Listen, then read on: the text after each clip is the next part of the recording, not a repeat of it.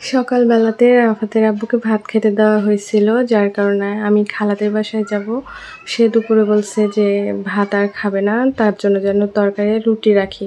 তো তরকারি রুটি করে রেখে গেছিলাম। এরপরে বাসায় যখন আসছি তো সেই প্রচণ্ড গরম, আর গরমে রান্না করতেও ভালো লাগতেছিল না। ভাবলাম যে ভাত রান্না করলে তো আবার আরেকটা তরকারি রান্না করতে হবে। তো এই প্যারার কারণে বাসায় কি ছিল, ফ্রিজে কি ছিল সেটা দেখলাম। দেখার পরে ভাবলাম যে একসাথে কি রান্না করা যায়। হ্যালো এভরিওয়ান, আসসালামু আলাইকুম।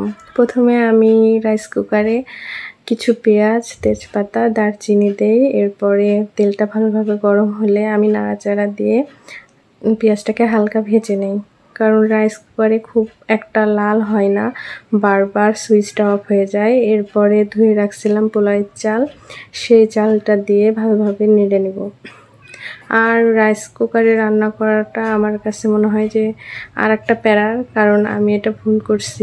এটা যদি আমি গ্যাসের চুলায় রান্না করতাম এটাই বেশি বেটার হইতো। আমি ভাবছি যে ঝটপট করতে গিয়ে আরও অনেকখানি দেরি, কারণ এইটা বারবার অফ হয়ে যায়, আবার গরম করতে হয়। এরপর আমার চালটা হালকা ভাজা হয়ে গেলে আমি কিছু কাঁচামরিচ, আদা বাটা আর লবণ দিয়ে ভালোভাবে নেড়ে নিই। এরপরে গরম পানি দিয়ে কিছুক্ষণ রান্না করার পরে ফ্রিজে রাখা ছিল মুরগির মাংস, সেই মাংসটা এই ভাতের মধ্যে দিয়ে দিই। তো কিছুক্ষণ ঢেকে রাখার পরেই তো আমার রান্না কমপ্লিট।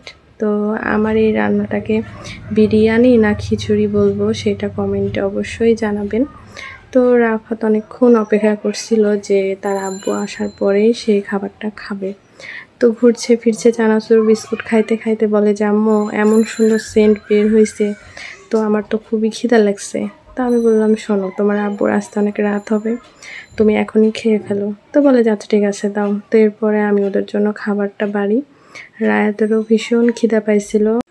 রায়াত খাবারটা পেয়ে ভীষণ খুশি। ও গরম ঠান্ডা না কিছু বুঝে একদম খাইতে শুরু করে। তো ডানে বামে কিছু দেখার তার সময় নাই। তারপরে ওর ভাইয়ার দিকে তাকায়া দেখে যে ভাইয়াকে দেয়নি, তো সে খুব হাসাহাসি করতেছে। তো এরপরে আমি আমার বড় ছেলেটাকে দেই।